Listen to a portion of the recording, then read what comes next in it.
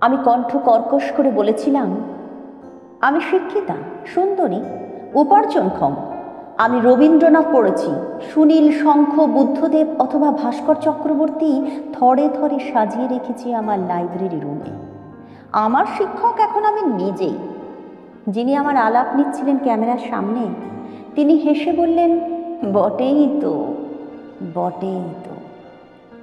আমার বদলে চাকরি, অতএব আমি নির্বাসিতা হলাম কোনো এক অজ্ঞাত কারণে, কোনো এক অজানা গুহায়। আমার মাথায় গিজগিজ করছে শিক্ষা, রবীন্দ্রনাথ, সমরেশবাবু, পকেটে টাকা, কিন্তু বন্ধ হাট বাজার, দোকানপাট, রাস্তায় রাস্তায় উঠছে ধুলো, আমার চকচকে মেকআপের উপর পুরো আস্তরণ। পকেট থেকে ছুঁড়ে দিলাম টাকা সামনে দিয়ে হেঁটে যাওয়া লোকটার দিকে। লোকটা থমকালো, বলল, তুমি নাকি রবীন্দ্রনাথ পড়েছ? তুমি নাকি শিক্ষিতা? মানুষ শিখেছ? আমি চমকালাম। কি বলল লোকটা?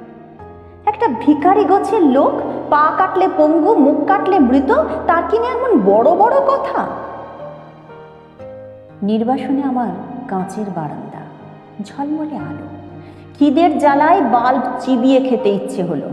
আমি আমার মেকআপ তুলে যে ছুটে যাব ওই ধুলোর পথে, তারও শক্তি রইল না। আমি বসেই রইলাম। লাইব্রেরি ছিমছাম, টাকায় উষ্ণ পকেট, শিক্ষায় অহংকার। কিছুক্ষণ পর সেই লোকটা উঠে এলো আমার কাঁচের বারান্দায়, পরিচয় দিয়ে বলল, ভয় পেও না, আমি একজন কৃষক, ফসল ফলাই। তুমি শিখবে? আমার শূন্য পাকস্থলীর ইচ্ছে হলো এক ছুটে ওই ধুলো লোকটার পায়ে উপুড় হতে। বললাম, হ্যাঁ শিখব। লোকটা আমার হাত ধরে আমাকে কাঁচ থেকে বের করে নিয়ে এলো। ধুলো রাস্তা পেরিয়ে উঠে এলাম ধান খেতে। কচি কচি ধানে বাতাস দুলছে, মেঘ ঝুঁকে এসেছে তাদের পাতায় পাতায়। লোকটা বলল, এখানে বৃষ্টি আসে এভাবে, তারপর রোদ্দুর। আমি বৃষ্টিতে ভিজলাম, ভেজা ভেজা রোদ্দুরে গা শুকিয়ে জিজ্ঞেস করলাম, এবার আমি প্রাণ বলতে পারবো? লোকটা আমার হাতে এক মুঠো বীজ তুলে দিল, বলল, এর নাম সৃষ্টি, শিখে নাও। আমার লাইব্রেরির বইয়ের তাকে তাকে সবুজ ফুটে উঠল।